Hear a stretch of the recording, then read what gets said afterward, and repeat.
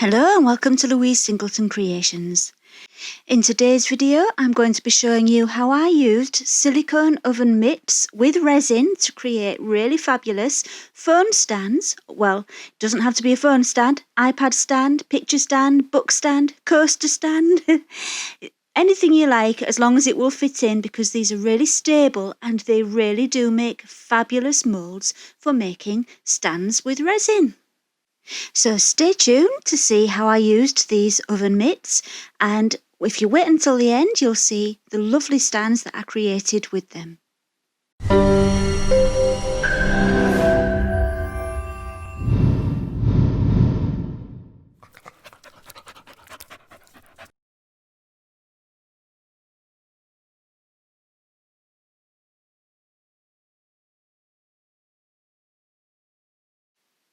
Before you begin, you're going to need something to put your oven mitts on to keep them stable while you're pouring in your resin, and to keep them so that the slot between the two parts is wide enough open and it doesn't push together, because it needs to be kept at the right width between the front and the back. So I've just folded up some cardboard and I've made it so that it's just the right width to stop the front and the back from squeezing together as the weight of the resin goes into them.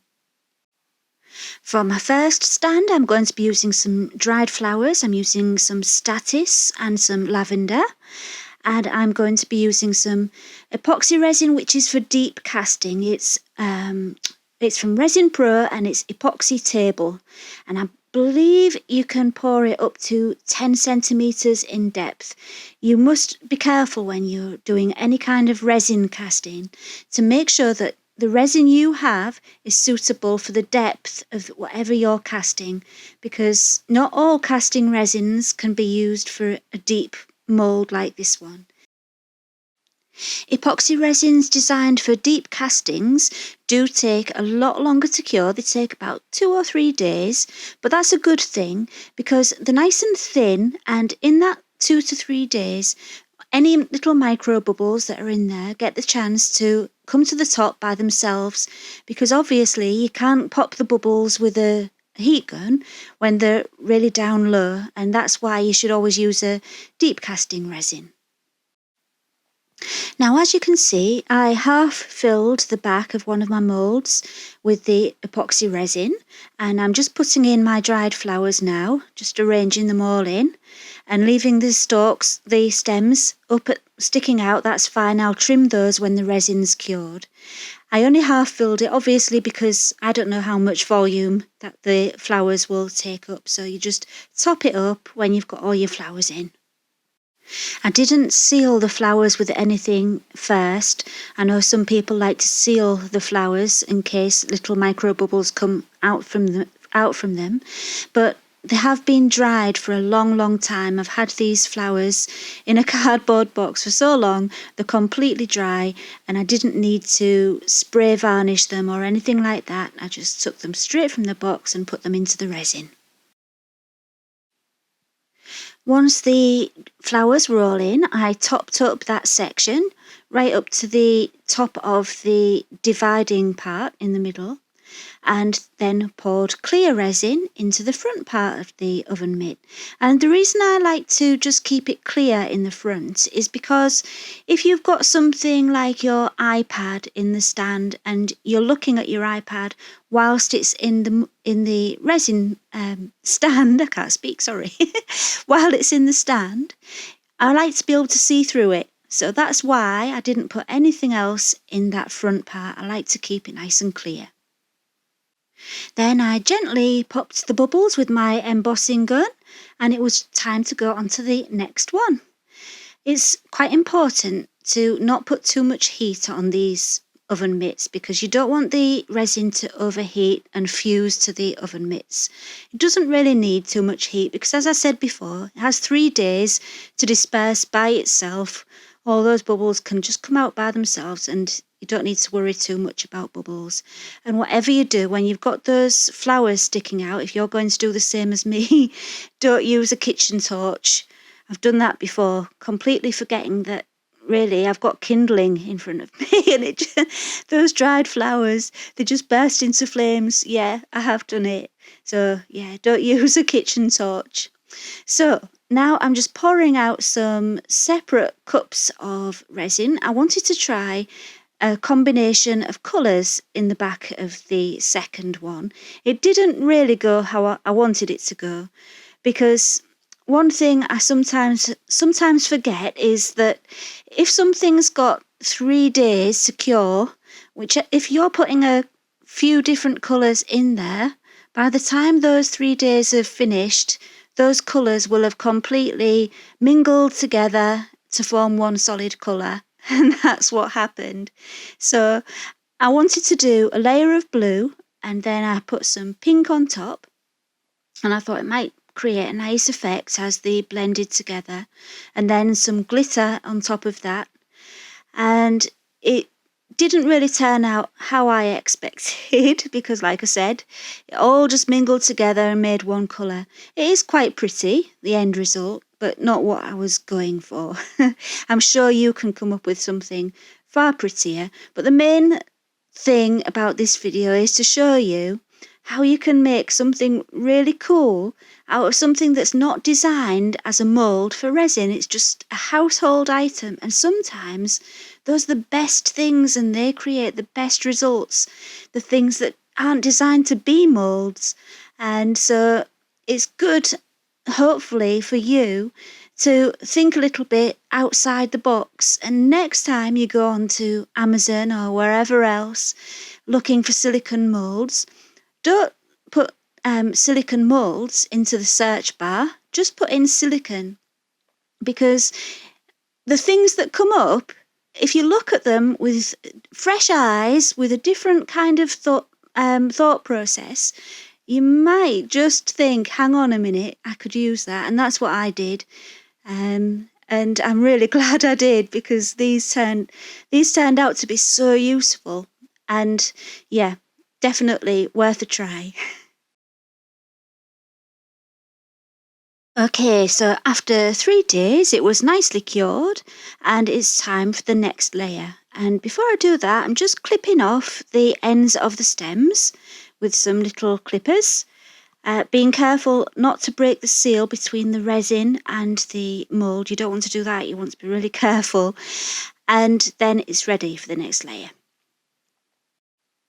And for the final layer, I'm using gold in my resin. Not sure I liked the gold when I saw the finished result. Yeah, not sure about that. But anyway, it was fine. But the main thing is, when you do your last layer, you don't need to use the same resin that you used before, because as you can see, it's only about 1 centimetre. So you can use any kind of casting resin for that final layer, and it'll be ready in a few hours after that. Now, while I'm doing that, and while you're watching, I'll tell you about the oven mitts, because these aren't the first ones I've tried, and I wanted you to know so you don't make the same mistake. I bought some cheaper ones the first time and made some of these when I first had the idea, and they worked okay, but they did stick to the resin. They kind of fused with the resin. That may have been my fault. I'm not sure. I'm really not sure about that. But the main thing that I didn't like about them was the inside of them wasn't shiny. It was kind of dull. And so I had to use spray varnish on the finished pieces to make them glossy. And I didn't want to have to do that all the time. So I thought, right, I'm not going to give up. I'm going to try again. And I'm going to get some slightly better ones. Instead of going for the cheapest, I went a little bit more higher in price. I can't remember the price of these. I'll have to have a look. And these ones came, and they were shiny on the inside. So if you're going to have a go at this, I would highly recommend that you use the same ones that I've got here, because these ones are shiny inside, and if they're shiny inside, your finished piece will also be shiny. If they're dull inside, your finished piece will be dull. So yeah, I recommend getting, I'm not going to say the name of it because I can't pronounce it, but I'll put it up on the screen. And if you want to, you can follow my link to my Amazon storefront. And in my Amazon storefront, I have a section labeled moulds. And all the different moulds which I use are in that section. And these will be in there. So you can use my link in my Amazon storefront and make sure you get the right ones. That's if you're in the UK. I haven't checked yet if they have them in my, because I've got an Amazon storefront in America for the .com, and I've got a Canada one as well. I haven't checked yet, but I will if these exact ones are available there. But if they are, I will put them in my Amazon storefronts there as well. And here's the best bit. You've waited patiently to see how these turn out, and I hope you'll be glad you did. They come off, the moulds, as you can see, come off fairly easily, really. And I didn't use any mould release, only because I didn't have any. I think next time I will use some mould release, because I've got some now, spray, just because it helps prolong the life of the mould, and it might come off even easier then, I don't know. But this was without mould release spray. And there we have the flower one.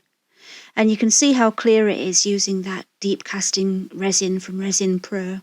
I will put a link, a discount code in the description for Resin Pro, so you can get 15% off as well. So yeah, that one turned out really pretty. I was most pleased with that one. And then I'll show you the next one.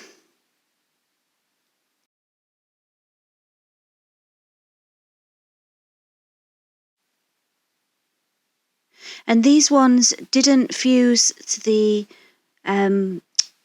resin. The resin and the mould didn't fuse with these ones. They came out absolutely fine. So I was really pleased about that. And I've been thinking, because that front bit, you get kind of a magnifying effect with it being domed. I think that front part would be good with a photograph in it. So I am thinking about doing that and getting like a 3D effect. So yeah, as you can see, that one didn't turn out particularly interesting, but it's nice enough and it serves its purpose, which is the main thing. I think these would work really well if you did layers, and like people do with the pyramids, and that way you get your nice stripy effect, and you wouldn't need your really deep casting resin like I used. I used the deep cast resin because I was doing flowers, but if you're doing layers, you can just use a regular casting resin and make it really fancy. I'd love to see what other people come up with, and I hope you do try it because it's great. You get such a great result, and it's nice and easy. So yeah, I hope you try it, and please let me know if you do. And I'd love to come along to your Facebook page or wherever you show your artwork, and I'll take a look. Here we have some photographs showing you my stand holding different things, and just to show you how useful these are. I really like it for my iPad. When I'm listening to music in my craft room, I usually have my iPad stood in one of these, and it's really, really handy. And there you have it with coasters as well. So yeah, really happy with that. So thank you for popping along to watch my video. If you haven't already subscribed and you enjoyed the video, please do so, and don't forget to click the notification bell. And I hope you have a very happy new year, and I hope you stay safe and well in these horrible times we're in. Thank you for watching. Bye for now.